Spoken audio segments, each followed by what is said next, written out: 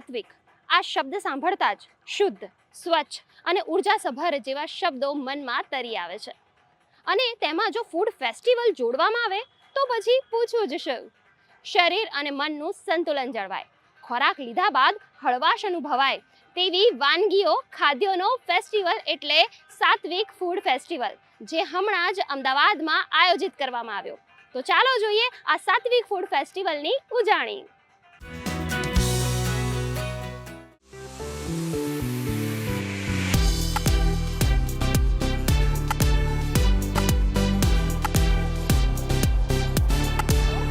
Food ફેસ્ટિવલમાં જે ખાલી ગુજરાત પૂરતું જ નહીં પરંતુ ઉત્તર પ્રદેશ, રાજસ્થાન, હિમાચલ પ્રદેશ દરેકના ફૂડ અહીંયા જોવા મળી રહ્યા છે. તેમાંથી મેં ઘણા ફૂડ ટ્રાય કર્યા છે. બધા જ ડ્રિંકમાંથી મને ડિફરન્ટ કોન્સેપ્ટ લાગ્યો હોય તો ચા વગરની ચા અને આયુર્વેદિક કોફી, તો દેટ વોઝ ધ ડિફરન્ટ અને મને આ બહુ જ મજા આવી. મારી આયુર્વેદિક કોફી છે, જે નોર્મલ કોફીમાં આપણે કોફી બીન્સ વાપરીએ છીએ એ નથી આમાં યુઝ કર્યા, અને રોસ્ટેડ મેથી અને બીજા દેશી મસાલા આપણે વાપર્યા છે, જે હેલ્થ માટે બહુ સારા છે.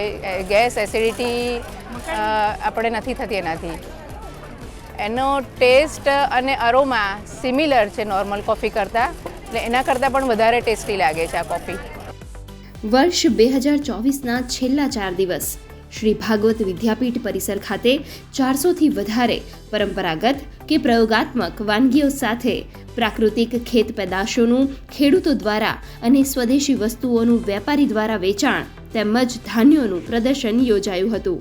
સાત્વિક જ્યારે શરૂ કર્યું એ પહેલાં એક ઘટના બનેલી જેમાંથી સાત્વિકની શરૂઆત થઈ.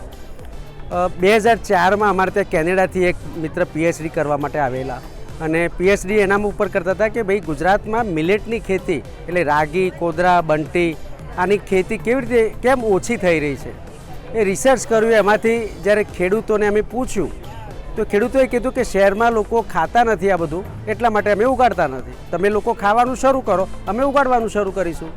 અને 2004માં અમને ખબર પડી કે આ લોકોને ખવડાવવું પડશે. તો કેવી રીતે ખવડાવીએ?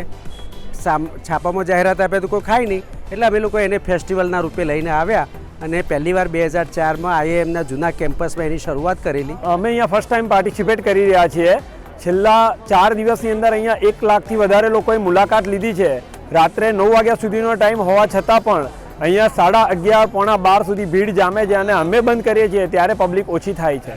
અહીંયા ઘણી બધી ઓર્ગેનિક પ્રોડક્ટ્સ છે. અમારી પાસે બધા જ પ્રકારના અનાજ, કરિયાના, આ ઉપરાંત પ્યોર બિલોના ઘી અને સાથે સાથે નેચરલ શરબત કે જેની અંદર નો કલર, નો પ્રિઝર્વેટિવ, નો એસેન્સ એવી બધી જ પ્રોડક્ટ્સ છે. આ બધી પ્રોડક્ટ ઓર્ગેનિક છે. 7 ધાન્યનો ખીચડો, ભાતના રોટલા, રીંગણનો ઓળો, ડાંગી થાળી, ઉંબાડિયું તેમજ રાગી અને મોરૈયાની પરંપરાગત વાનગીઓ જ હતી આ સાત્વિક ફૂડ ફેસ્ટિવલમાં. બધા સ્ટોલની મુલાકાત લીધી છે. વિસરાતી વાનગી સાથે આધુનિક વાનગી પણ છે. હાઇજેનિક ફૂડ છે, પણ મોંઘું થોડું ગરીબ વર્ગને, મધ્યમ વર્ગને પોસાય તેવું નથી, કારણ કે 80 રૂપિયાના 3 ખાખરા છે, 80 રૂપિયામાં સ્ટીમ ઢોકળા છે, એ થોડું મોંઘું લાગે છે. પણ પબ્લિકના શોખની હિસાબે લોકો ખર્ચે કરે છે, અને એકચ્યુઅલી વિસરાતી વાનગી વત્તા આધુનિક વાનગી પણ છે, એટલે ઓવરઓલ બહુ સારું છે.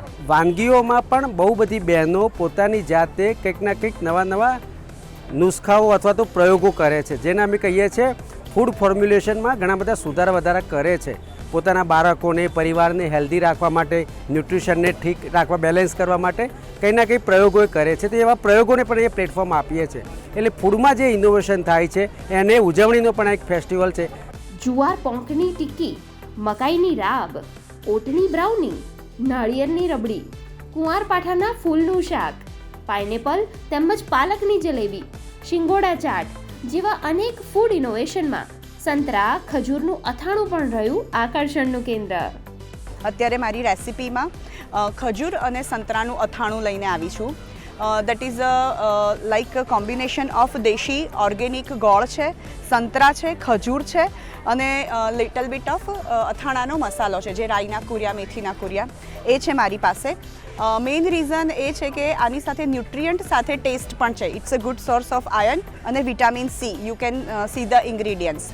શું પરંપરાગત આહારમાં જાતના અખતરા કરી મોડર્ન ઢબમાં પીરસવાની ઘેલછાથી આહારનું સંતુલન અસ્થિર થઈ રહ્યું છે?